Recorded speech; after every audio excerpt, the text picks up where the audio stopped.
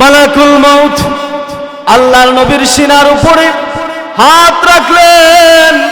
হাত রাখার পরে আল্লাহর নবী বলেন, ও আজরাইল, আমার হাতের উপরে, আমার সিনার উপরে, আমার বুকের উপরে তুমি কি রাখলা? ইয়া রাসূলুল্লাহ, মাত্র আমার হাতটা রাখলাম। আল্লাহর নবী বলেন, ভাই আজরাইল, আমার মনে হচ্ছে উহুদ পাহাড়টা তুমি আমার সিনার উপরে রাইখা দিছো। ও বন্ধুরা রে, নবীর যদি এমন কষ্ট হয়, আল্লাহর হাবিবের প্রত্যেকটা পশম থেকে গাম বের হয়ে গেছে। আম্মা জান আয়েশা বলেন, আমি রাসূলের পাককে গামগুলো মুছে মুছে দিতে লাগলাম। আর আল্লাহর নবী বলেন, আজরাইল, ও ভাই আজরাইল, যত কষ্ট পারো আমাকে দিয়া দাও, যত কষ্ট পারো আমাকে দাও, কিন্তু আমার গুনাহগার উম্মতকে এত কষ্ট দিও না, আমার গুনাহগার উম্মতকে এত কষ্ট দিও না। আল্লাহু আকবার। নবীর যদি এত কষ্ট হয়, নবীর যদি এত ব্যথা হয়, নবী পাক ছিলেন মাসুম, আল্লাহর নবীর কোনো গুনাহ নাই, আল্লাহর পরে জান শান মান মর্যাদা। আল্লাহর নবীর এত কষ্ট যদি হয়, আপনার আমার মতো বেনামাজির সাথে, সুদখোরের সাথে, ঘুষখোরের সাথে, আপনার আমার মতো নাফরমানের সাথে কি আচরণ হবে আল্লাহই ভালো জানে। বাইরে এই মরণ থেকে কেউ বাঁচতে পারবে না।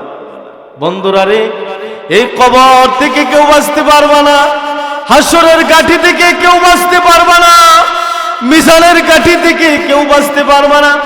ও বন্ধুরা, এক একটা গাঠি এত ভয়ঙ্কর, এত ভয়ঙ্কর, এত ভয়ঙ্কর। যদি মানুষ দুনিয়া দিয়েও বাঁচতে পারতো, তাইলে বাঁচতে চাইতো। আল্লাহর হাবিব সাল্লাল্লাহু আলাইহি সাল্লাম বলেন, হাসরের মাঠে প্রত্যেকটা মানুষরা উলঙ্গ হয়ে হাসরের মাঠে উঠবে। আল্লাহ রাসূল সাল্লাল্লাহু আলাইহি সাল্লামের কথা শোনার পরে আম্মা জান আয়েশা চোখের পানি ছেড়ে দিয়া ডাক দিয়া বলেন, ইয়া রাসূলুল্লাহ, ইয়া হাবিবাল্লাহ, ওগো নবীজি, আমরা তো উম্মতের মা, আমরা তো উম্মাহাতুল মুমিনিন, আমরা তো সমস্ত উম্মতের মা, আমরাও কি এইভাবে উঠবো? রাসূল বলেন, আয়েশা গো, হ্যাঁ, তোমাদেরও এই অবস্থা হবে।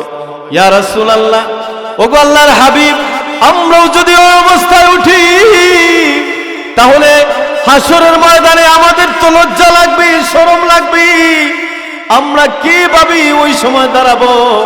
আল্লাহর হাবিব বলেন, আয়েশা গো, ভালো করে শোনো, ওই সময় হাসরের মাঠের কি অবস্থা হবে জানো? হাসরের মাঠে মাথার অর্ধ হাত উপরে সূর্যটা চলে আসবে, মাথার অর্ধ হাত উপরে সূর্য চলে আসবে।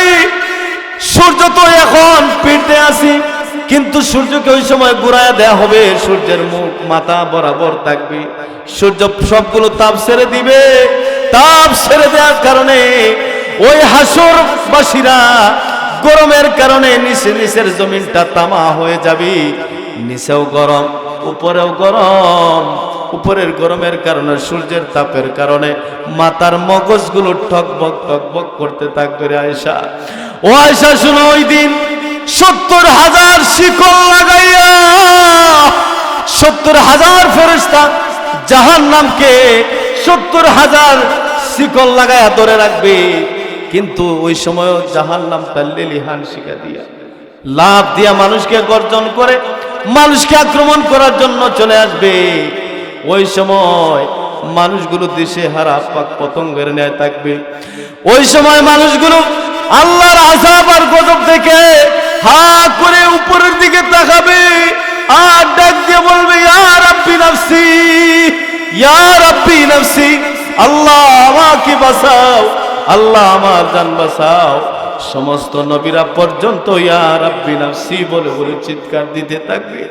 ও আয়েশা, শুনো, ওই কঠিন পরিস্থিতিতে কে কাপড়বিহীন, কে কাপড় পরিধান করা, এটা দেখার মতো সুযোগ কারো হবে না। আয়েশা, যদি মরণের চিন্তা থাকতো, মুসলমানের সন্তান ঘুষ খাইত।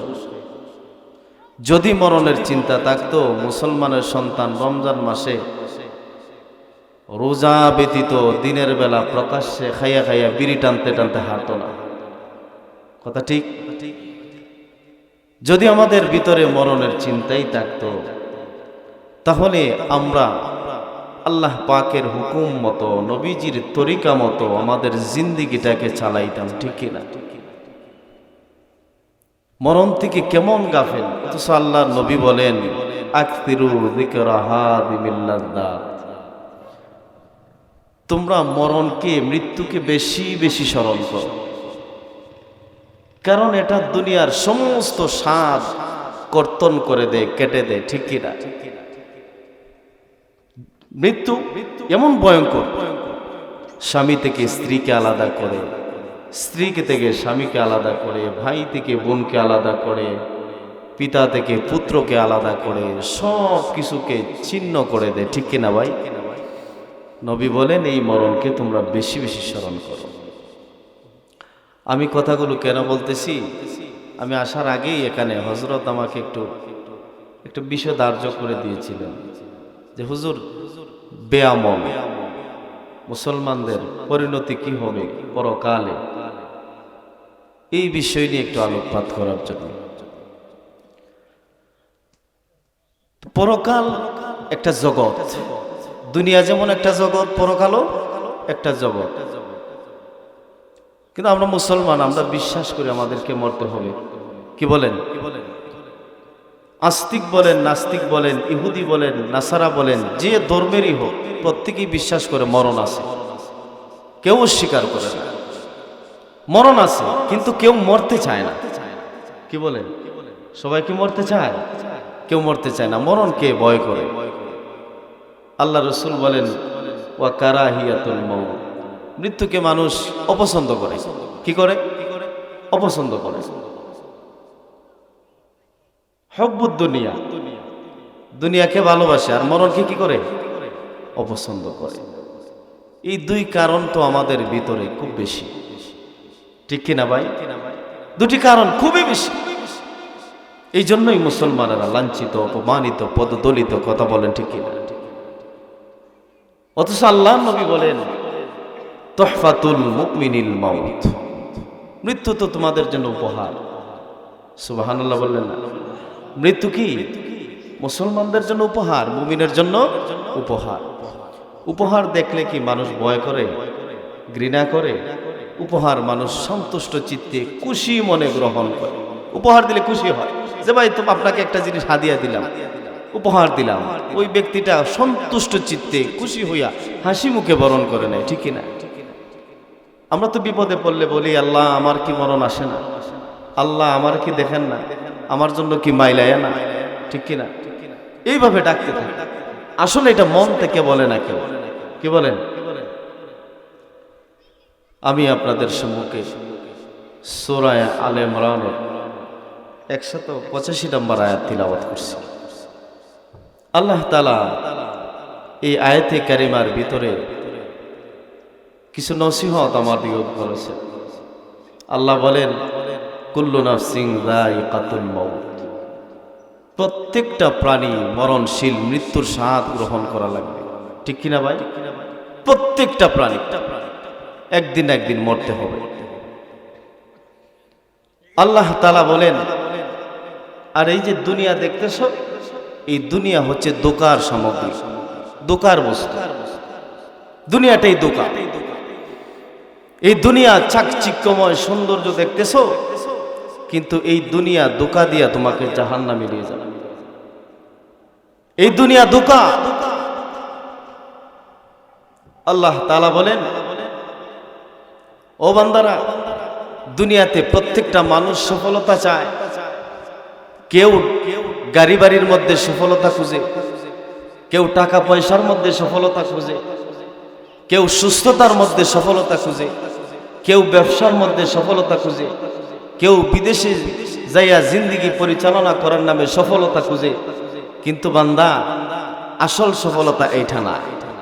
কথা বলেন ঠিক কিনা? পৃথিবীর মানুষগুলো বিভিন্নভাবে সফলতা খুঁজে।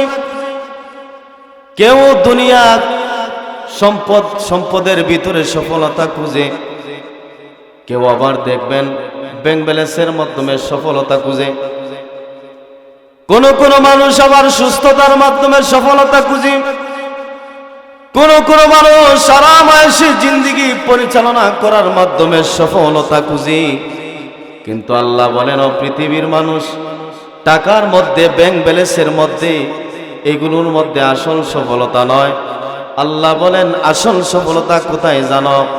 ফামা যুহযিহা আনিন নার ওয়া উদখিলাল জান্নাতা ফাকাদ ফাজ। আল্লাহ রাব্বুল আলামিন বলেন ও গোলামেরা শুনো, আসল সফলতা কোথায় জানো?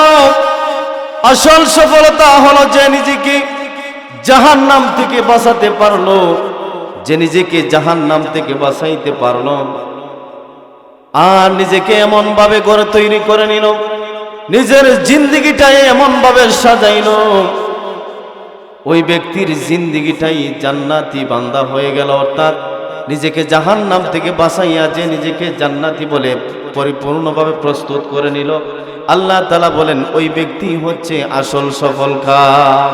সুবহানাল্লাহ, এই ব্যক্তি সফল কাম। আর আমরা দুনিয়ার সামগ্রীর জন্য, ব্যাংক ব্যালেন্সের জন্য, টাকা পয়সার জন্য মুসলমানরা আজকে পাগল পারা হয়ে গেছে। প্রতিযোগিতা করে সুদের মাধ্যমে, প্রতিযোগিতা করে ঘুষের মাধ্যমে, প্রতিযোগিতা করে গুনাহের দ্বারা, প্রতিযোগিতা করে নাফরমানির দ্বারা। অথচ আল্লাহ রাব্বুল আলামিন বলেন গোলামেরা, তোমরা এই দিকে প্রতিযোগিতা করবা না, দুনিয়া কামায়ের দান্দা করবা না, দুনিয়া কামায়ের মাধ্যমে তোমরা প্রতিযোগিতা করবা না। আল্লাহ তাআলা বলেন ওয়াসারিউ ইলা মাগফিরাতিম মির রাব্বিকুম ওয়া জান্নাতিন আরদুহাস সামাওয়াতু ওয়াল আরদ। রব্বুল আলামিন বলেন ও পৃথিবীর মানুষ, তোমরা আমি রব্বি কারীমের মাগফিরাতের দিকে ধাবিত হও, দৌড়াও, প্রতিযোগিতা করো। সুবহানাল্লাহ। আল্লাহ রাব্বুল আলামিন বলেন তোমরা আমি আল্লাহর ক্ষমার দিকে, আমি আল্লাহর মাগফিরাতের দিকে ধাবিত হও, দৌড়াও, প্রতিযোগিতা করো। আর এমন এক জান্নাতের দিকে ধাবিত হও, এমন এক জান্নাতের দিকে দৌড়াও, এমন এক জান্নাতের দিকে প্রতিযোগিতা করো। ও গোলাম শোনো, যে জান্নাতের প্রশস্ততা হচ্ছে 7 আসমান জমিনের চাইতেও আরো বেশি। সুবহানাল্লাহ, আসমান জমিনের চাইতেও বড় জান্নাত। সুবহানাল্লাহ। আল্লাহ বলেন নেক কাজের দিকে তোমরা প্রতিযোগিতা করো, আমি আল্লাহর মাগফিরাতের দিকে তোমরা ধাবিত হও, দৌড়াও। আর আজকে মুসলমানের সন্তানেরা আল্লাহ পাকের মাগফিরাত বাদ দিয়া আল্লাহ পাকের গজবের দিকে দৌড়ায়।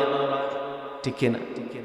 আল্লাহ পাকের গজবের দিকে দৌড়াইতেছি, দুনিয়া কামাইয়ের দান্দার মধ্যে আমরা পড়ে গেছি। দুনিয়া কামাই করতে করতে আমাদের হালত, আমাদের অবস্থা এমন হয়ে গেছে, নামাজ পড়ার টাইম পায় না, রোজা রাখার টাইম পায় না, জিকির করার টাইম পায় না, কোরআন তিলাওয়াতের টাইম পায় না, নেক কাজের সময় পায় না। বাইরে নামাজ পড়ো না কেন হুজুর? সময় নাই। আফসোস, মুসলমানের বাচ্চা কি কথা বলতে পারে হুজুর সময় নাই? কথা বলেন। বাইরে দাঁড়িয়ে রাখো না কেন হুজুর?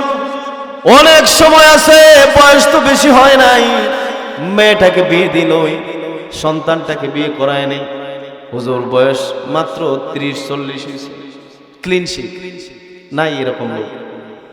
আহা, ও মুসলমান, কিন্তু ভাইয়ের আমার, মৃত্যু এমন একটা জিনিস, আল্লাহর নবী বলেন এই মরণ তোমাকে দুনিয়ার সমস্ত স্বাদ থেকে, তোমার সমস্ত দুনিয়ার স্বাদকে কর্তন করে দিবে। আহারে, স্ত্রীর সামনে স্বামীকে নিয়ে যায়, বাবার সামনে সন্তান কেড়ে নেয়, মার সামনে মেয়েকে কেড়ে নেয়। শুধু তাকায় তাকায় আছে, তাকার মতো, এর বেশি আর কিছুই করার নাই। আটকানোর ক্ষমতা আছে? আটকানোর ক্ষমতা নাই। অথচ আপনার সন্তানকে যদি কেউ আঘাত করে আপনি লাঠি নিয়ে যান, ঠিক কিনা? কিন্তু দেখেন প্রাণ ভাইয়ের আমার, আজরাইলকে প্রতিহত করার মতো কোন যন্ত্র এই পৃথিবীর জমিনে নাই। আছে কি? নাই। মরণ এমন একটা জিনিস, আজরাইল পর্যন্ত নিজের জান বের করে দিবে। আজরাইল আলাইহিস সালাতু ওয়াস সালাম, মালাকুল মউত, তিনি তার নিজের জান দেবেন। মালাকুল মউতকে আল্লাহ বলবেন, মউত তুমি মরে যাও। কি বলবেন? তুমি মরে যাও। আল্লাহু আকবার। মালাকুল মউত নিজের জান কি নিজে বের করবেন, টেনে টেনে বের করবেন আর চিৎকার দিতে থাকবেন, আল্লাহ ও রব্বুল আলামিন, মরণ যদি এত কষ্ট আমি জানতাম, রব্বুল আলামিন আমি জিন্দেগিতেও মানুষকে তো কষ্ট দিতাম। বন্ধুরা আমার, এই মরণ আপনার আমার জন্য অপেক্ষমান। আল্লাহর নবী বলেন, মরণ কেমন কাছে জানো? তোমার শারকের চাইতেও কাছে। মনে করো তুমি পানির গ্লাস নিয়েছো পানি পান করার জন্য, পানিটা তুমি মুখের মধ্যে দিয়েছো, এই পানিটুকু তোমার হলকমের ভিতরে যাবে কিনা, এর চাইতে আরো কাছে মরণ। চোখের পাতি ফেললা, চোখের পাতি মেলতে পারবা কিনা এটা তোমার কোনো গ্যারান্টি নাই, এর চেয়ে আরো কাছে মরণ। ও মুসলমান, মরণ যেহেতু লাগবেই তাহলে জান্নাতি হইয়া মরেন। মরণ যেহেতু লাগবে আমল নিয়ে মরেন। মরণ যেহেতু লাগবেই আল্লাহর দরবারে কোন মুখ নিয়ে দাঁড়াবেন, কিভাবে কি নিয়ে দাঁড়াবেন রব্বে কারীমের সামনে, একটু চিন্তা করেন। আহা, আমাদের চলাফেরায় আমাদের ব্যবসাবে বোঝা যায় আমরা মরব না। কি বলেন? যদি মরণের চিন্তা থাকে, একটা মানুষ জিন্দেগিতে অন্যায় করবে না, একটা মানুষ জিন্দেগিতে অপরাধ করবে না। যার মরণের ভয় আছে ওই ব্যক্তি কি জিনা করবে? জোরে বলুন না কেন? মরণের ভয় যার অন্তরে আছে ওই ব্যক্তি কোনোদিন অন্যায় করবে না, অপরাধ করবে না, জিনা করবে না, চুরি করবে না, ডাকাতি করবে না, মিথ্যা বলবে না, গীবত করবে না। ওই ব্যক্তি কোনোদিনও মানুষকে টক দিবে না। কথা বলেন ঠিক কিনা? ধোঁকাবাজি করবে না, ওজনে কম দিবে না। ও বন্ধুরা আমার, সর্ব অঙ্গে ব্যথা ঔষধ দিব কোথা? মুসলমানের রন্ধ্রে রন্ধ্রে সমস্যা, কোন দিকে আপনি ওয়াজ করবেন? কোন দিকে ওয়াজ করবেন? সব দিকে। মানে ধোঁকাবাজিতে মুসলমান নাম্বার 1, বাটপারিতে মুসলমান নাম্বার 1, মিথ্যা নাম্বার 1 মুসলমান। কিন্তু আল্লাহর নবীর জমানায় আল্লাহর কসম বিধর্মীরা পর্যন্ত মিথ্যা বলত। জিজ্ঞাসা করেন, হুজুর তো এখানে আছেন, আবু সুফিয়ান নাম কি? আবু সুফিয়ান যখন রুমে গেল পারস্যে, তো ওই দেশের বাদশাহ হিরাক্লিয়াস জিজ্ঞাসা করলো, মুহাম্মদ কেমন লোক? তো সে বুখারী শরীফের মধ্যে আসছে, সে বলতে ওই যিনি মুসলমান হওয়ার পরে হাদিস বর্ণনা করতেছেন যে আমি ইচ্ছা করলে মনে চাইছিল যে আমি কিছু কইয়া লাই, কিন্তু তখন আমি মিথ্যা কথা বলি না। অমুসলিম কাফের থাকা অবস্থায় আবু সুফিয়ান মিথ্যা বলে। চিন্তা করে। আর আজকে মুসলমান মিথ্যার মধ্যে প্রতিযোগিতা করে। এটার নাম কি মুসলমানিত্ব?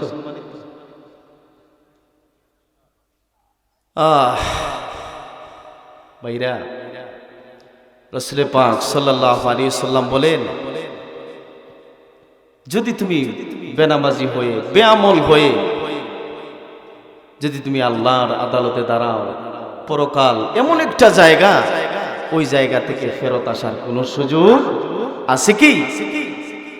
আল্লাহর হাবিব বলেন, শুনো আমার গোলামেরাও, আমার উম্মতেরা শুনো, ও আমার উম্মতেরা শুনো, একটা জাহান্নামীকে, একটা অপরাধীকে আমার আল্লাহ জিজ্ঞাসা করবেন, গোলাম রে, যদি তোমাকে তামাম দুনিয়া দেয়া হয়, এই দুনিয়ার বিনিময়ে কি তুমি এই জাহান্নাম থেকে বাঁচতে চাইবা নাকি? সে ডাক দিয়ে বলবে, রব্বুল আলামিন, যদি তামাম দুনিয়ার মালিক আমাকে বানায় দেওয়া হয়, আর যদি বলা হয় এই শাস্তি থেকে আমাকে রেহাই দেওয়া হবে, তামাম পৃথিবী আমি দিয়ে দিব গো আল্লাহ। আল্লাহ বলবেন, গোলাম রে, তার চাইতে অনেক সহজ তোমাকে দিয়েছিলাম, জিন্দেগি দিয়েছিলাম, আরো সহজ অপশন তোমাকে দিয়েছিলাম।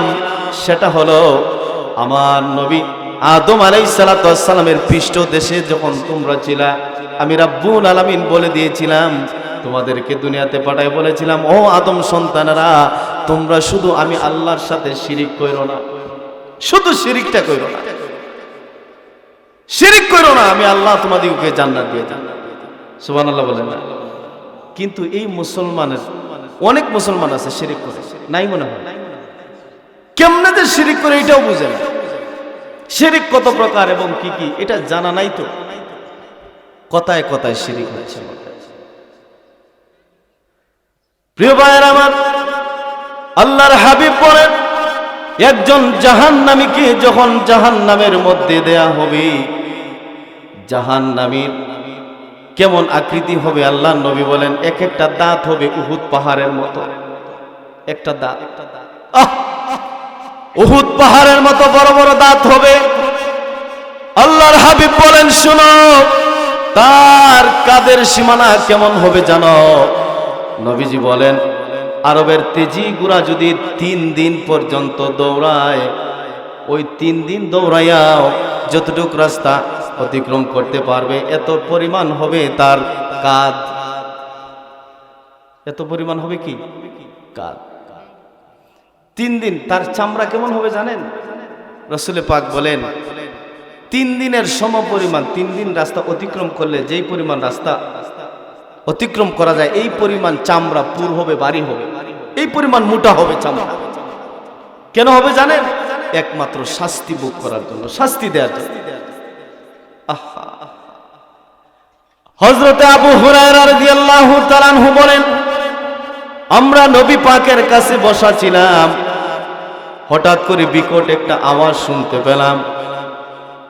আল্লাহর নবী বলেন ও সাহাবীরা এই আওয়াজটা কিসের জানো? নবীজি বলেন এই আওয়াজটা হলো আজ থেকে 70 বছর আগে জাহান্নামের কিনারা থেকে একটা পাথর জাহান্নামের মধ্যে পড়ে গেছে। এই পাথরটা 70 বছর পর্যন্ত যাইতে যাইতে যাইতে যাইতে আজকে গিয়া জাহান্নামের তলদেশে লাগছে। এত গভীর। নবীজি বলেন এরপরেও জাহান্নাম পরিপূর্ণ হয়ে যাবে, এরপরেও জাহান্নাম কি পরিপূর্ণ হবে। আল্লাহর হাবিব বলেন ও মায়ের উম্মত, ওই জাহান্নাম কি তোমরা ভয় করো? আল্লাহ তাআলা বলেন জানো এই জাহান্নাম আমি কি দিয়ে বানাইছি? আল্লাহ তাআলা বলেন এই জাহান্নামকে আমি বানাইছি মানুষ এবং পাথর দিয়ে, যার ইন্ধন হবে। এই জাহান্নামকে আমি প্রজ্বলিত করব মানুষ এবং পাথর দিয়া। মানুষ এবং পাথর দিয়ে আল্লাহ পাক এই জাহান্নামকে জ্বালাইবেন, উত্তপ্ত করবেন। ও ভাইরা, জাহান্নামের আগুন এত ভয়ঙ্কর, কলিজা পর্যন্ত দগ্ধ করে দিবে রে ভাই, কলিজা পর্যন্ত জ্বালায় দিবে। নারুল্লাহিল মুকাদা আল্লাতী তাত্তালিউ আলাল আফইদা, এটা হচ্ছে আল্লাহ পাকের প্রজ্বলিত অগ্নি, যে অগ্নি আপনার আমার কলিজাকে পর্যন্ত জ্বালায়া শেষ করে দিবে। ও ভাইরা, আল্লাহর নবী বলেন জাহান্নামকে 70,000 বছর জ্বালানো হলো। 70,000 বছর জ্বালানোর পরে ওই জাহান্নাম লাল হয়ে গেছে। আবার আরো 70 বছর জ্বালানো হলো, এরপরে জাহান্নামের আগুন সাদা হয়ে গেছে। আল্লাহর নবী বলেন এরপরে আরো 70,000 বছর জ্বালানো হলো, এই আগুন কালো কালো কালো হয়ে গেছে, কালো বর্ণ। এই আগুন কালো হয়ে গেছে। সাহাবীরা প্রশ্ন করলেন ইয়া রাসূলুল্লাহ, ইয়া হাবিবাল্লাহ, ওগো আল্লাহর পয়গম্বর, জাহান্নামীদেরকে শাস্তি দেওয়ার জন্য দুনিয়ার আগুনই তো যথেষ্ট ছিল গো নবী, তাহলে এত ভয়ঙ্কর আগুন কেন? নবী বলেন শোনো, তোমাদের দুনিয়ার আগুন থেকে 69 গুণ বেশি হলো জাহান্নামের আগুন। এত ভয়ঙ্কর আগুন। গুনাহ করার সময় একটু চিন্তা করেন যে আল্লাহ এই আগুনকে আমি সহ্য করতে পারবো? রব, এই আগুন তো সহ্য করার ক্ষমতা আমার নাই। ও বেনামাজি, একটু চিন্তা করো, আমি যে নামাজ ছাড়তেছি এই আগুনকে আমি সহ্য করার ক্ষমতা রাখি? ও ঘুষখোর, একটু চিন্তা করো, আল্লাহ গো আমি যে সুদ খাচ্ছি এই আগুন তো সহ্য করার ক্ষমতা আমার নাই। ও জেনাকুর, একটু চিন্তা করো, জেনা করার সময় যে আল্লাহ এই পাপ এই আগুন সহ্য করার ক্ষমতা তো আমার নাই। যদি ক্ষমতা তোমার না থাকে আল্লাহর ওয়াস্তে এই পাপগুলো ছেড়ে দেন, আল্লাহর ওয়াস্তে পাপগুলো ছেড়ে দেন। ভাইরা, একবার যদি মরেন পরকালে ঢুকেন, দুনিয়াতে আসার আর সুযোগ নাই, আর সুযোগ নাই। তখন শুধু আফসোস করবেন, আহা আল্লাহর গোলামেরা বলবে রব্বুল আলামিন আমাদেরকে দুনিয়াতে পাঠাইয়া দেন, দুনিয়াতে আমাদেরকে পাঠাইয়া দেন, গিয়া শুধু নেক আমল করব। আল্লাহ বলবেন গোলাম রে, তোমাকে 60 বছর 70 বছর 80 বছর 100 বছর হায়াত দিয়েছিলাম, ওই হায়াতে জিন্দেগি তুমি কাজে লাগাও নাই। এ গোলাম, এই হায়াতে জিন্দেগি তুমি কাজে লাগাও নাই। ও আমার বান্দারে, শুধু আমায় আল্লাহর নাফরমানি করেছো, আমার নবীর তরিকায় চলো নাই, শয়তানের পদাঙ্ক অনুসরণ করেছো। আল্লাহ পাক বলেন, ইয়া আইয়ুহাল্লাযীনা আমানু উদখুলু ফিস-সিলমি কাফা। রব্বুল আলামিন বলেন, ও গোলামেরা, ও ঈমানদাররা, তোমরা পরিপূর্ণভাবে ইসলামের ভিতরে প্রবেশ করো, ইসলামের ভিতরে পরিপূর্ণভাবে প্রবেশ করো। আদা মুসলমানি না, অর্ধেক ঢুকলা না, কোরআনের কিছু অংশ মানলা, কিছু অংশ মানলা না। আমি আল্লাহর বিধানগুলো অর্ধেক মানলা না। তোমাদের মনে যা ভালো লাগে এগুলো মানলা, আর মনের বিরোধিতা হয় এগুলো প্রত্যাখ্যান করলা। আফাতুমিনুনা বিবাদিল কিতাব ওয়া তাকফুরুনা বিবাদ।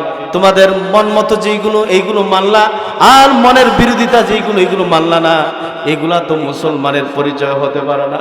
বন্ধুরা রে, যদি মানুষ হয়ে মরতে পারেন, মুসলমান হয়ে মরতে পারেন, আল্লাহ পাক এমন জান্নাত দিবেন যে জান্নাত আপনি জিন্দেগিতেও কল্পনা করতে পারবেন না। আল্লাহ তাআলা হাদিসে কুদসির মধ্যে নবীর মাধ্যমে জানায় দিলেন, আ'দাদতু লিইবাদিয়াস সালিহিন মা লা আইনুন রাআত ওয়ালা উযুনুন সামিআত ওয়ালা খাতারা আলা কলবি বাশার। আল্লাহর হাবিব বিশ্বনবী রাহমাতুল লিল আলামিন আল্লাহ পাকের কথাগুলোকে নকল করে আল্লাহ তাআলা বলতেছেন, হাবিবের মাধ্যমে আপনি জানায়া দেন, আমি আমার নেককার বান্দাদের জন্য, আমি আমার মুত্তাকি বান্দাদের জন্য, আমি আমার পরহেজগার বান্দাদের জন্য এমন এমন নাজ নেমত রেখেছি, এমন এমন নাজ নেমত রেখেছি জান্নাতের ভিতরে, যে কোনো বান্দার কল্পনাও করতে পারবে না। সুবহানাল্লাহ।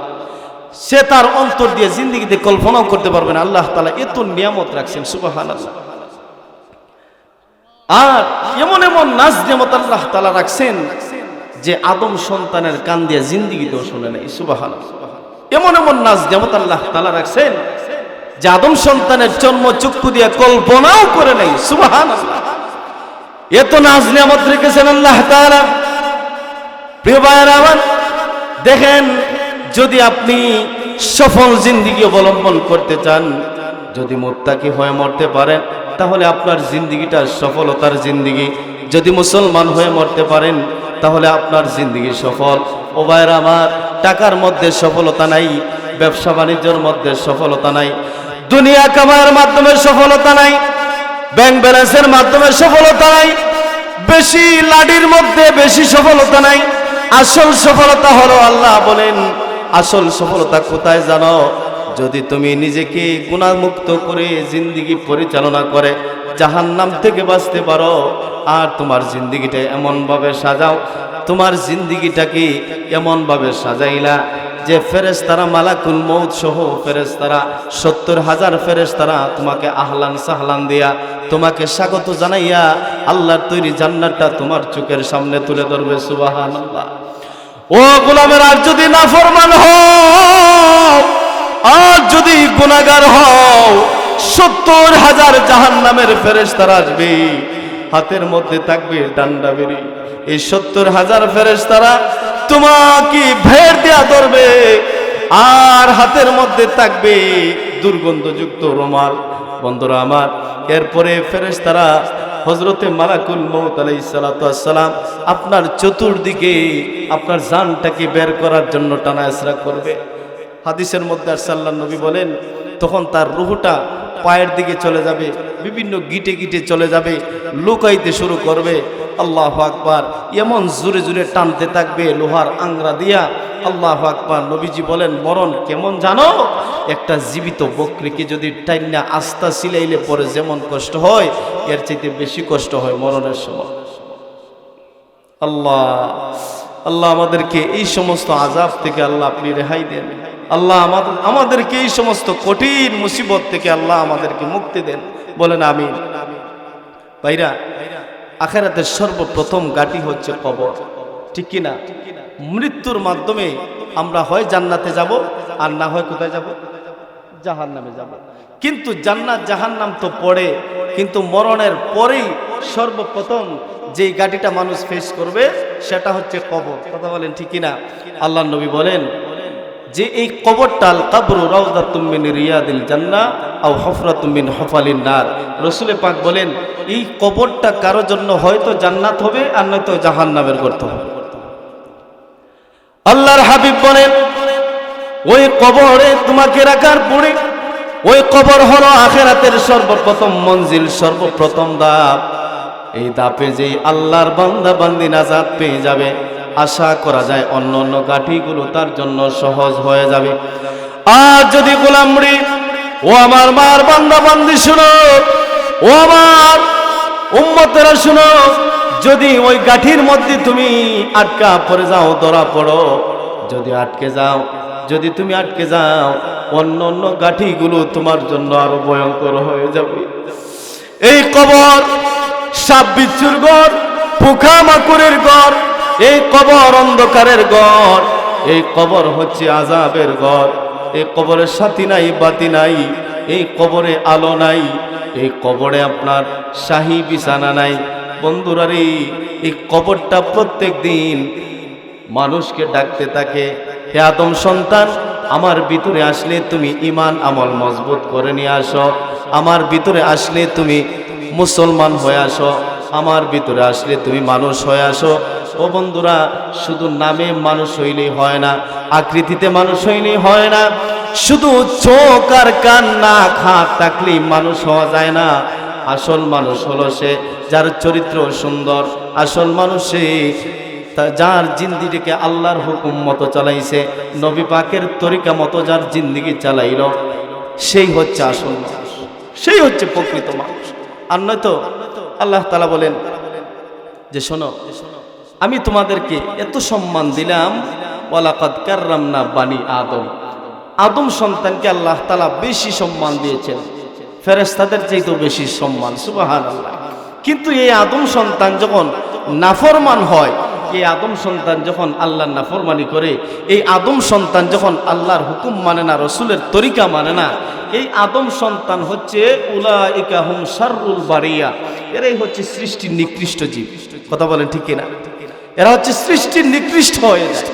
শুধু মানুষ হইলে আশরাফুল মাখলুকাত হয় না, যাদের নেক আমল আছে, ঈমান আছে, তারা হচ্ছে সৃষ্টির সেরা জীব।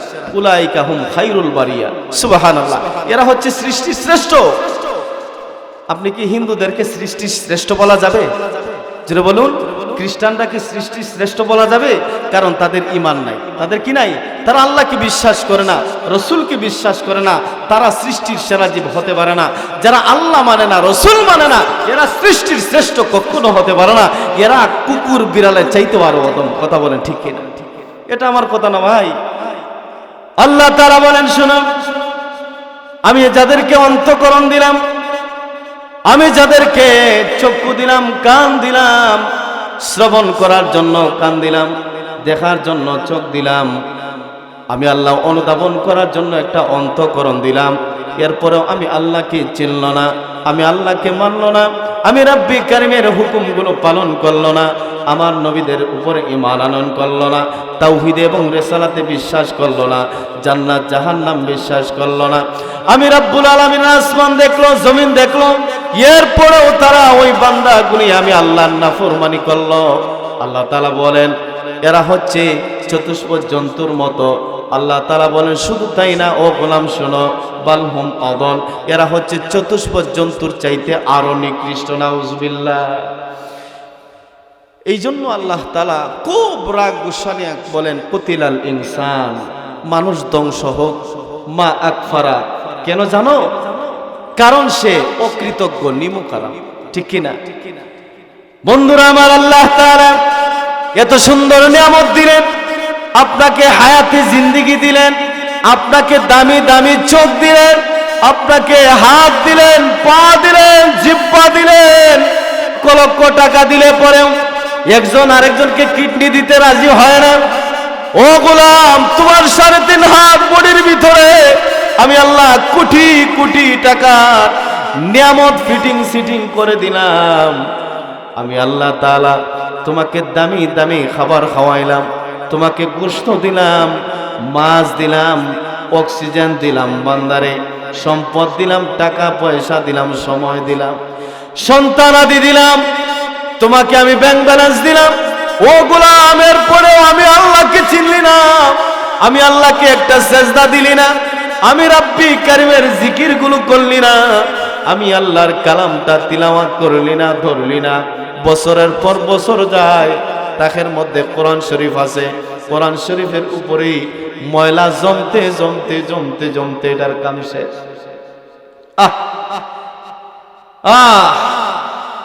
অথচ টিভিটা কাইনা রাখছে সামনে, আর কোরআন শরীফটা কোথায়? একদম উপরের তাকের মধ্যে, এইটা একদম গোপন করে রাখছে। জিন্দিগি তো দইরাও দেখে। আল্লাহ পাক এত কিছু দিলেন, এরপরও গোলাম তুমি সেজদা দিলা না, আমি আল্লাহকে চিনলা না, আমার নবীর তরিকা মানলা না। গোলাম রে, বছরের পর বছর যায়, মাসের পর মাস যায়, সপ্তাহের পরে সপ্তাহ যায়, এমনও মুসলমানের বাচ্চা আছে নামাজ পড়ে না। নাই নাই মনে হয় আপনাদের এলাকায় নাই? সাপ্তাহিক মুসল্লি নাই, জুমার নামাজও পড়ে, এমনও মুসলমান। এটা কি মুসলমানের পরিচয়? আহা, আল্লাহ রাসূল বলেন বাইনাল আবদি ওয়া বাইনাল কুফরি তারকুস সালাত। বান্দা এবং কুফরের মধ্যে পরিচয়টাই হলো নামাজ। পরিচয় কি? নামাজ। মুসলমান নামাজ পড়ে, হিন্দুরা নামাজ পড়ে না। মুসলমান নামাজ পড়ে, ইহুদিরা নামাজ পড়ে না, ঠিক কি না? তো আপনি যদি নামাজ না পড়েন, তো হিন্দু দাদার মধ্যে আপনার মধ্যে কোনো পার্থক্য আছে? জোরে বলুন। মান তারাকাস সালাতা মুতাআম্মিদান ফাকাদ কাফার। রাসূল বলেন যে ইচ্ছাকৃতভাবে নামাজ ছেড়ে দিল, সে তো কুফরের দরজায় পৌঁছে যায়। নাউযুবিল্লাহ।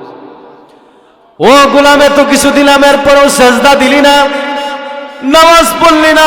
ও গোলাম, একটা কুকুরকে লালন পালন করলে পরে কুকুরটা মালিকের নাফরমানি করে না, ওই কুকুরটা মালিকের বাড়ি পাহারা দেয়, এই কুকুরটা মালিকের কথা শুনে, এই কুকুর মালিকের নাফরমানি করে না, মালিকের বশ্যতা স্বীকার করে, মালিকের আনুগত্য প্রকাশ করি। কিন্তু গোলাম রে, আমি আল্লাহ তোমাকে এত দামি দামি নিয়ামত দেওয়ার পরেও আমি আল্লাহকে চিনলা না, আমি আল্লাহকে মানলা না। তোমার চাইতে কুকুর ভালো, শুকুর ভালো। কথা বলেন ঠিক কিনা? এই জন্য আল্লাহ বলেন কুতিলাল ইনসান, মানুষ ধ্বংস হোক। কেন? মা আকফারা, মানুষ হচ্ছে অকৃতজ্ঞ, নিমুখারাম।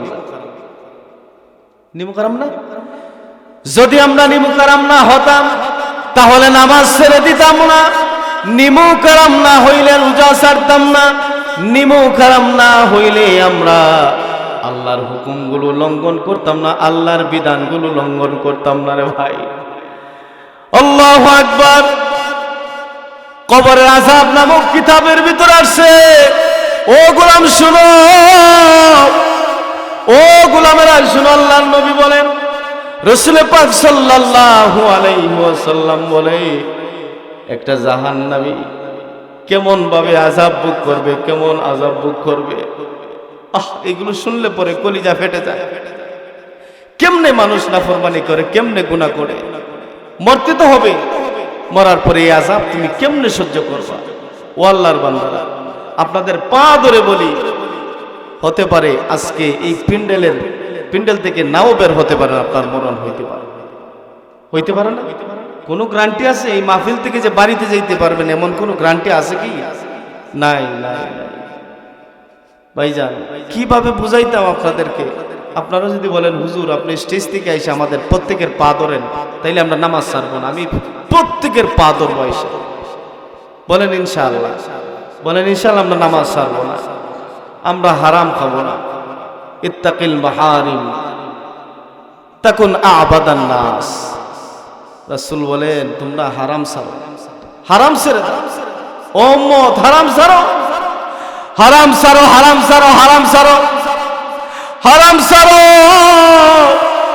হারাম ছেড়ে দাও। ঘুষ খাইও না, সুদ খাইও না, গোলামি হারাম গুলো ছেড়ে দাও, কারণ জাহান্নামের আযাব বড় ভয়ঙ্কর। এই আযাব যদি ভোগ করতে চাও, যদি তুমি তোমার শক্তি সামর্থ্য থাকে তাহলে নাফরমানি করো, কোনো সমস্যা নাই। তবে আমার অনুরোধ থাকবে দুনিয়ার আগুনে একটু হাত ঢুকাই দেখেন পারেন কিনা। গুনাহ করার আগে দুনিয়ার আগুনের মধ্যে একটু হাত প্রবেশ করাই দেখেন। যদি মনে করেন হ্যাঁ দুনিয়ার আগুন আমার সহ্য করার ক্ষমতা আছে, তাহলে আমি মানবো ঠিক আছে আপনার জাহান্নামের আগুনও সহ্য করার ক্ষমতা আছে। আল্লাহর ওয়াস্তে মুসলমানেরা, আল্লাহকে ওয়াস্তে হারামের মধ্যে লিপ্ত হবেন না। আল্লাহর হাবিব বলেন, শোনো তোমরা হারামগুলো ছেড়ে দাও, হারামগুলো ছেড়ে দাও। ও মায়ের উম্মত, কোন সময় মারা যাবা দুনিয়ার কেউ জানে না। সাদা কাফন কোন সময় গায়ে লাগবে কেউ জানা নাই, কারো জানা নাই। কার কোন সময় সাদা কাফন গায়ে লাগবে কেউ জানে না। বাবার আগে সন্তান চলে যায়, সন্তানের আগে বাবা চলে যায়, দাদার আগে নাতি চলে যায়, মার আগে মেয়ে চলে যায়। ও গোলাম রে, তোমার হায়াতি জিন্দেগি শেষ হয়ে যাচ্ছে, এদিকে তোমার কোনো খবর নাই। তুমি মরণ থেকে গাফেল হয়ে গেছো, মৃত্যু থেকে গাফেল হয়ে গেছো। মরণটা এত সোজা মনে করবা না। আল্লাহর নবী বলেন, আম্মা জান আয়েশা বলেন, আমার নবীর যখন সাকরাত শুরু হয়ে গেল, আমার নবীর কাছে যখন আজরাইল আলাইহিস সালাতু ওয়াস সালাম, আল্লাহ পাক আজরাইলকে পাঠিয়ে দিলেন, যাও অনুমতি চাই। আসসালামু আলাইকুম ইয়া রাসূলুল্লাহ, আসসালাতু ওয়াসসালামু আলাইকা ইয়া রাসূলুল্লাহ, আসসালাতু ওয়াসসালামু আলাইকা ইয়া হাবিবাল্লাহ। আল্লাহ রসুল হযরত ফাতেমাকে বললেন, ফাতেমা যাও দরজাটা একটু খুলো, কে যেন সালাম দিচ্ছে। হযরতে ফাতেমা দরজাটা খুললেন। আল্লাহ নবী যেহেতু বলছেন দরজার বাহিরে কেউ অপেক্ষমান, এখন আজরাইলকে তো দেখা যায় না, আজরাইল তো ফাতেমার সামনে প্রকাশ হবে না। আল্লাহ নবী বললেন, আল্লাহ গো আজরাইলকে প্রকাশ করে দেন, আর নয়তো আমার কথাটা মিথ্যা হয়ে যাবে। আল্লাহু আকবার। আজরাইল আলাইহিস সালাম আকৃতি প্রকাশ করলেন, হযরতে ফাতেমা দরজা খুললেন। দরজা খোলার পরে ফাতেমা তাকায় দেখেন পাগুলো আসমান জমিনে আর মাথাটা হচ্ছে আসমানে, এত বিশাল ভয়ঙ্কর আকৃতি। ফাতেমা ডাক দিয়ে বলেন, আব্বাজান, ও আব্বাজান, দরজার বাহিরে এমন মানুষ আমার জিন্দেগিতেও দেখি নাই গো বাবা, এত ভয়ঙ্কর চেহারা, মক্কা মদিনায় এরকম লোক আমি জিন্দেগিতেও দেখি নাই। আব্বাজান এটা কে? আল্লাহর হাবিব বলেন, ও আমার কলিজার টুকরা, আমার মেয়ে শোনো, ও আমার আম্মাজান শোনো, এটা হচ্ছে আজরাইল মালাকুল মউত। আব্বা গো বুঝতে পেরেছি তিনি এখন কেন আসছেন। ও আব্বা, মনে হয় আপনাকে নেওয়ার জন্য এসেছেন। না বাবা, আমি আপনাকে মরতে দিব না, আমি তাকে ঘরে ঢুকতে দিব না, ঘরে প্রবেশের অনুমতি দিব না, কারণ অনুমতি না দিলে তো ঢুকতে পারবে না। আল্লাহর নবী বলেন, ও ফাতেমা, আজরাইল কারো ঘরে ঢুকলে অনুমতির দরকার নাই, অনুমতি লাগে না। কিন্তু ফাতেমা শুনো, শুধু আমি নবীর শানে, আমি নবীর মর্যাদায়, আমি রাসূলের সম্মানার্থে আজরাইল আমার কাছে অনুমতি চায়, আর নয়তো আজরাইলের কারো ঘরে ঢুকলে কোনো অনুমতির দরকার নাই। আছে কি? দরকার নাই। এমন কোন জায়গা নাই আজরাইল চিনে না, এমন কোন জায়গা নাই আজরাইল ঢুকতে পারে না, যেতে পারে না। আপনি যদি সুদূর দুর্গের মধ্যে অবস্থান নেন, লোহার প্রাচীরের মধ্যে অবস্থান নেন, ওইখানেও আজরাইল ঢুকতে পারে। আল্লাহ নবী বলেন, ফাতেমা তুমি অনুমতি না দিলেও আজরাইল ঘরের ভিতরে প্রবেশ করবে। আল্লাহু আকবার। আজরাইল আলাইহিস সালাম বলতেছেন, নবী গো, এখন আপনি যদি চান তাহলে আমি আপনার জানটা কবজ করব। রাসূল পাক বলেন, দাঁড়াও, আমি জিবরাইলের অপেক্ষা করি। জিবরাইল আলাইহিস সালামকে পাঠিয়ে দিলেন আল্লাহ তাআলা। জিবরাইল আলাইহিস সালাম বললেন, ইয়া রাসূলুল্লাহ, ইয়া হাবিবাল্লাহ, আপনি যদি ইচ্ছা করেন থাকতে পারবেন, তবে এটা মনে রাখবেন আপনিও মরণশীল, আপনার শত্রুরাও কি মরণশীল। আপনিও মরবেন, ওরাও মরবে, তবে মরতে হবে। মরণ থেকে কেউ বাঁচতে পারবে না, নবী হোক, ওলি হোক, পীর হোক, গাউস হোক, কেউ মরণ থেকে বাঁচতে পারবে না, কেউ মরণ থেকে বাঁচতে পারবে না। আল্লাহর হাবিব বলেন, ঠিক আছে আমি আর এই দুনিয়ায় থাকবো না, যেহেতু মরণ লাগবেই, আমি বুঝতে পেরেছি আমার সময় হয়ে গেছে। মালাকুল মউত আল্লাহর নবীর সিনার উপরে হাত রাখলেন। হাত রাখার পরে আল্লাহর নবী বলেন, ও আজরাইল, আমার হাতের উপরে, আমার সিনার উপরে, আমার বুকের উপরে তুমি কি রাখলা? ইয়া রাসূলুল্লাহ, মাত্র আমার হাতটা রাখলাম। আল্লাহর নবী বলেন, ভাই আজরাইল, আমার মনে হচ্ছে উহুদ পাহাড়টা তুমি আমার সিনার উপরে রাইখা দিছো। ও বন্ধুরা রে, নবীর যদি এমন কষ্ট হয়, আল্লাহর হাবিবের প্রত্যেকটা পশম থেকে গাম বের হয়ে গেছে। আম্মা জান আয়েশা বলেন, আমি রাসূলের পাককে গামগুলো মুছে মুছে দিতে লাগলাম। আর আল্লাহর নবী বলেন, আজরাইল, ও ভাই আজরাইল, যত কষ্ট পারো আমাকে দিয়া দাও, যত কষ্ট পারো আমাকে দাও, কিন্তু আমার গুনাহগার উম্মতকে এত কষ্ট দিও না, আমার গুনাহগার উম্মতকে এত কষ্ট দিও না। আল্লাহু আকবার। নবীর যদি এত কষ্ট হয়, নবীর যদি এত ব্যথা হয়, নবী পাক ছিলেন মাসুম, আল্লাহর নবীর কোনো গুনাহ নাই, আল্লাহর পরে জান, শান, মান, মর্যাদা। আল্লাহর নবীর এত কষ্ট যদি হয়, আপনার আমার মতো বেনামাজির সাথে, সুদখোরের সাথে, ঘুষখোরের সাথে, আপনার আমার মতো নাফরমানের সাথে কি আচরণ হবে আল্লাহই ভালো জানে। বাইরে এই মরণ থেকে কেউ বাঁচতে পারবে না। বন্ধুরা রে, এই কবর থেকে কেউ বাঁচতে পারবে না, হাসরের গাঠি থেকে কেউ বাঁচতে পারবে না, মিজানের গাঠি থেকে কেউ বাঁচতে পারবে না। ও বন্ধুরা, এক একটা গাঠি এত ভয়ঙ্কর, এত ভয়ঙ্কর, এত ভয়ঙ্কর।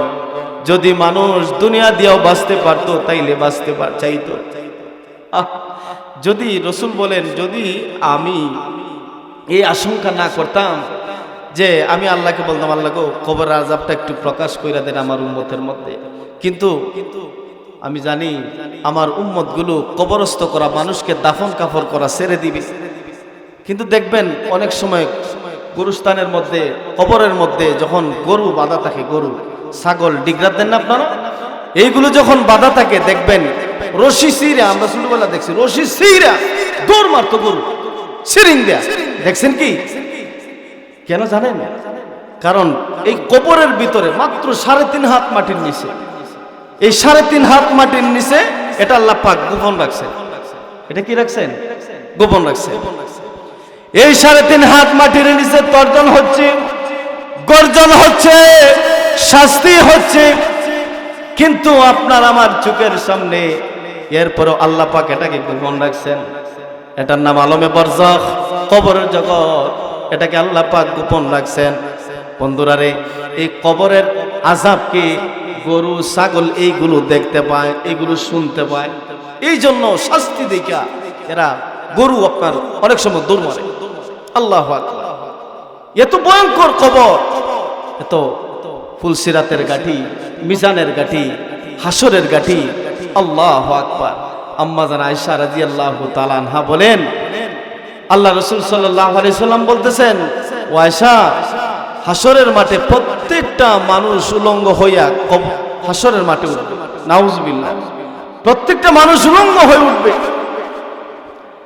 আল্লাহর হাবিব সাল্লাল্লাহু আলাইহি সাল্লাম বলেন, হাসরের মাঠে প্রত্যেকটা মানুষেরা উলঙ্গ হয়ে হাসরের মাঠে উঠবে। আল্লাহ রাসূল সাল্লাল্লাহু আলাইহি সাল্লামের কথা শোনার পরে আম্মা জান আয়েশা চোখের পানি ছেড়ে দিয়া ডাক দিয়া বলেন, ইয়া রাসূলুল্লাহ, ইয়া হাবিবাল্লাহ, ওগো নবীজি, আমরা তো উম্মতের মা, আমরা তো উম্মাহাতুল মুমিনিন, আমরা তো সমস্ত উম্মতের মা, আমরাও কি এইভাবে উঠবো? রাসূল বলেন, আয়েশা গো, হ্যাঁ, তোমাদেরও এই অবস্থা হবে। ইয়া রাসূলুল্লাহ, ওগো আল্লাহর হাবিব, আমরাও যদি ওই অবস্থায় উঠি তাহলে হাসরের ময়দানে আমাদের তো লজ্জা লাগবে, শরম লাগবে, আমরা কিভাবে ওই সময় দাঁড়াবো? আল্লাহর হাবিব বলেন, আয়েশা গো, ভালো করে শোনো, ওই সময় হাসরের মাঠের কি অবস্থা হবে জানো? হাসরের মাঠে মাথার অর্ধ হাত উপরে সূর্যটা চলে আসবে, মাথার অর্ধ হাত উপরে সূর্য চলে আসবে। সূর্য তো এখন পেটে আছে, কিন্তু সূর্যকে ওই সময় ঘুরায় দেয়া হবে, সূর্যের মুখ মাথা বরাবর থাকবে। সূর্য সবগুলো তাপ ছেড়ে দিবে, তাপ ছেড়ে দেওয়ার কারণে ওই হাসরবাসীরা গরমের কারণে নিচের জমিনটা তামা হয়ে যাবে, নিচেও গরম উপরেও গরম। উপরের গরমের কারণে সূর্যের তাপের কারণে মাথার মগজগুলো টকবক টকবক করতে থাকবে। আয়েশা, ও আয়েশা শুনো, ওই দিন 70,000 শিকল লাগাইয়া 70,000 ফেরেশতা জাহান্নামকে 70,000 শিকল লাগাইয়া ধরে রাখবে। কিন্তু ওই সময় জাহান্নামটা লেলিহান শিখা দিয়া লাভ দিয়া মানুষকে গর্জন করে মানুষকে আক্রমণ করার জন্য চলে আসবে। ওই সময় মানুষগুলো দেশে হারা পাক পতঙ্গের ন্যায় থাকবে। ওই সময় মানুষগুলো আল্লাহর আযাব আর গজব থেকে হা করে উপরের দিকে তাকাবে আর ডাক দিয়ে বলবে, ইয়া রাব্বি নাফসি, ইয়া রাব্বি নাফসি, আল্লাহ আমাকে বাঁচাও, আল্লাহ আমার জান বাঁচাও। সমস্ত নবীরা পর্যন্ত ইয়া রাব্বি নাফসি বলে বলে চিৎকার দিতে থাকবে। ও আয়েশা শুনো, ওই কঠিন পরিস্থিতিতে কে কাপড়বিহীন, কে কাপড় পরিধান করা, এটা দেখার মতো সুযোগ কারো হবে না। আয়েশা, ও ভাইরা, এত কঠিন অবস্থা হবে হাসরের মাঠে, এত ভয়াবহ হাসরের মাঠ। আল্লাহর হাবিব বলেন, ওই সময় আমার আল্লাহ আমাকে কাপড় পরিধান জান্নাতি পোশাক পরে আমার আল্লাহ আমাকে উঠাবেন। সুবহানাল্লাহ। এই পরিস্থিতি হাসরের মাঠে বাইরে।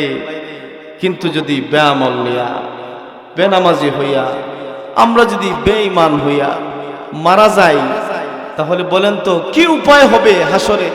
কি উপায় হবে ফুলসিরাতে? কি উপায় হবে মিজানে? কি উপায় হবে জাহান্নামে? প্রত্যেকটা গাঠি একটার চাইতে আর একটা ভয়ঙ্কর ভয়ঙ্কর। অনেক মুসলমানকে এই কথা বলতে শুনি, হুজুর মরার পরে কিচ্ছু নাই, নাউযুবিল্লাহ। অনেক মুসলমান মসজিদের দায়িত্বশীল বলে, হুজুর মরার পরে আপনি কি দেখছেন মইরা কিছু আছে? নাউযুবিল্লাহ। মুসলমানের বাচ্চা কেমনে এই কথা বলে, কিভাবে বলে? আহা আহ তাহলে এত ভয়ঙ্কর গাঠি দেখেন। এই যে আজকে যে আমরা সামিয়ানা টানাইছি, সামিয়ানা, এই যে উপরে সামিয়ানা আছে, সামিয়ানা থাকার পরও সামান্য রোদ, এখনো কিন্তু আপনার ফাল্গুন চৈত্র মাস বৈশাখ মাস না, এই রোদ না, সামিয়ানা থাকার পরও হালকা রোদ, এরপরও মানুষ ঘেমে যাচ্ছে, আমি ঘেমে যাচ্ছি, ঠিক কিনা? এই অবস্থা যদি দুনিয়ার হয়, এই অবস্থা যদি এখন হয়, তাহলে হাসরের মাঠে তো সামিয়ানা পাবেন না, হাসরের মাঠে কোনো সাথী পাবেন না।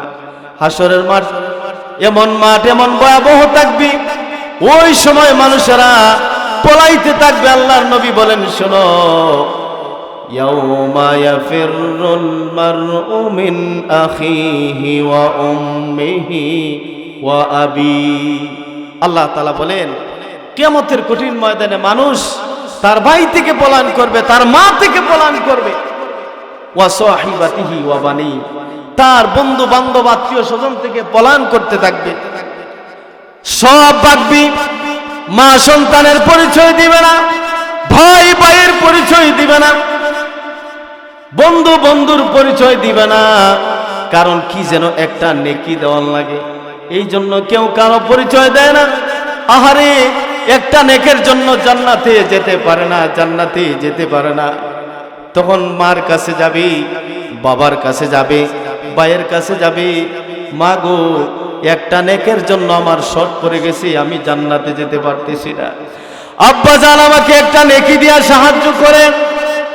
আল্লাহর কসম, মা ডাক দিয়ে বলবে, বাবারি দুনিয়ার জমিনে থাকতে তো আমার বিয়ে হয় নাই, তাহলে আমার সন্তান আসলেও কোথা থেকে অস্বীকার করে বলবে?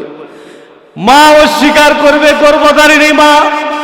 বাবা সন্তান অস্বীকার করবে, ভাই ভাইকে অস্বীকার করবে, একজন আরেকজনের কাছ থেকে পলায়ন করতে থাকবে, একজন আরেকজনের কাছ থেকে বাঁচতে থাকবে। পীরেরা মুরিদের খবর রাখবে না, ইমাম মুসল্লির খবর রাখবে না, আত্মীয় স্বজনের খবর রাখবে না। ও ভাই, ওই হাসরের মাঠের অবস্থা এমন ভয়াবহ হবে রে বাবা। ওই হাসরের মাঠ অত্যন্ত ভয়াবহ জায়গা। 50,000 বছর ওইখানে থাকা লাগবে।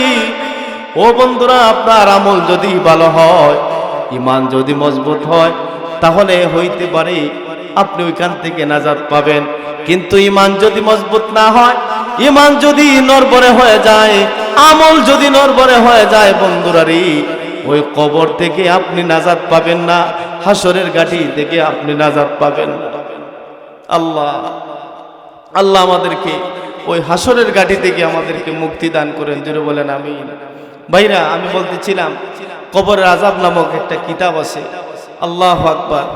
এই কিতাবের মধ্যে উল্লেখ করছেন একজন রমণী, একজন নারীকে কবরের মধ্যে একটা লোক পথিক যাচ্ছেন, রাস্তা দিয়ে হেঁটে হেঁটে যাচ্ছেন, যাওয়ার পরে ওই কবরের ভিতর থেকে একটা আওয়াজ শুনতে পেলেন। পথিক আওয়াজ শুনতেছে যে আমি কবরের ভিতরে জীবিত, আমাকে উঠান। আচ্ছা বলেন তো, আপনি দিনের দুপুরের সময় আপনি রাস্তা দিয়ে হাঁটতেছেন, হঠাৎ করে যদি আপনার কানের ভিতরে আওয়াজ আসে গুরুস্থানের মাঝখান থেকে, আমি কবরে জিন্দা, আমাকে উঠান, আপনি ভয় পাবেন না? ভয় পাওয়ার কথা। একটা মেয়েলি কণ্ঠে, মহিলার কণ্ঠে একটা আওয়াজ। আল্লাহর বান্দা একটু ভয় পেয়ে গেলেন। তো আওয়াজটা কোথা থেকে আসে? ডান দিক, বাম দিক, সামনের দিক, পিছন দিক তাকাইতে লাগলেন, কিন্তু কোথাও মানুষ দেখতে পান না। আবার তিনি হাঁটা শুরু করছেন। আল্লাহর বান্দা হাঁটতে শুরু করলেন। আবার দেখা যায় কে যেন ডাক দিয়ে বলে, আল্লাহর বান্দারি, আমি কবরের ভিতরে জীবিত আছি, আমাকে একটু মেহেরবানি করে উঠাও, আমাকে একটু উঠাও। আবার তিনি দাঁড়ায় গেলেন। দাঁড়ানোর পরে আবার চতুর্দিকে খেয়াল করতেছেন, কোথাও কোনো মানুষ নাই, কোথাও কোনো মানুষ নেই। তো তিনি কণ্ঠটা একটু লক্ষ্য করতে করতে করতে করতে একটা জায়গাকে টার করে তিনি দাঁড়ালেন। এক জায়গা থেকে আওয়াজ আসলো, আল্লাহর বান্দা, আমি কবরের ভিতরে জীবিত, আমাকে মেহেরবানি করে উঠাও, আমাকে কবরের ভিতর থেকে উঠাও। তিনি দাঁড়ায় গেলেন। দাঁড়াইয়া কান পাইতে শুনতেছেন যে মাটির নিচ থেকে একটা মহিলার কণ্ঠের আওয়াজ শোনা যায়। কে যেন ডাক দিয়া বলতেছে, আমি কবরের ভিতরে জীবিত, আমাকে উঠান। আল্লাহু আকবার। আল্লাহর বান্দা দৌড়াইয়া গ্রামের ভিতরে চলে গেলেন। কারণ একা তো কবর খনন করা একটা ভয়ঙ্কর কাজ, ঠিক কিনা? একটু ভয়ের বিষয় আছে। তিনি গ্রামের ভিতরে দৌড়াইয়া চলে গেলেন। ও আল্লাহর বান্দারা, আপনাদের গুরুস্থানের মধ্যে একটা মহিলার কণ্ঠের আওয়াজ শোনা যায়, বলতেছে, আমি কবরের ভিতরে জীবিত, আমাকে উঠাও। এই কথা শোনার পর গ্রামবাসী আশ্চর্য হয়ে গেলেন। কি বলেন? বলে হ্যাঁ।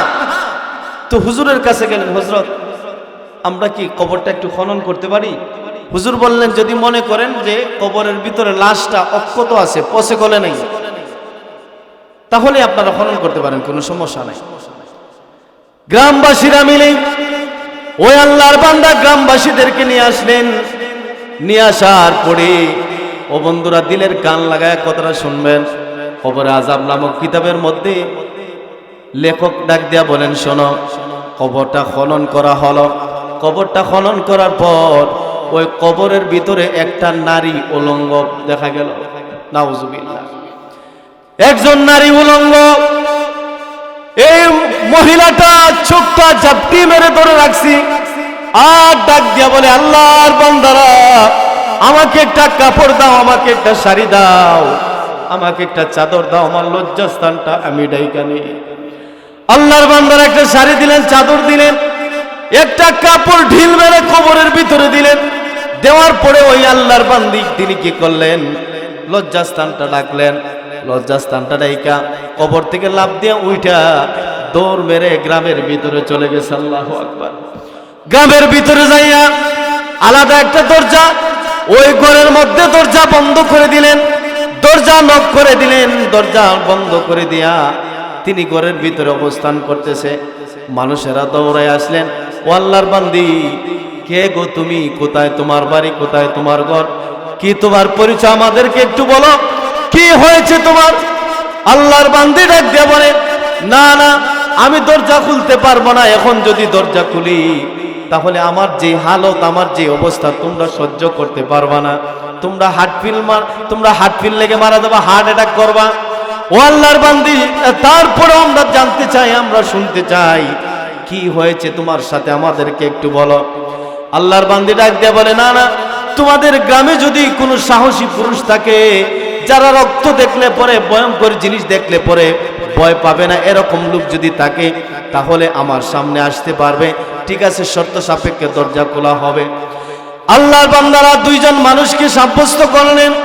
সাব্যস্ত করার পর আল্লাহর বান্দি দরজা খুললেন, তারা ঘরের ভিতরে প্রবেশ করলেন। ওই আল্লাহর বান্দি একটা খাটের মধ্যে ঘুমটা দিয়া চেহারাটা ডাইকা বসে গেলেন।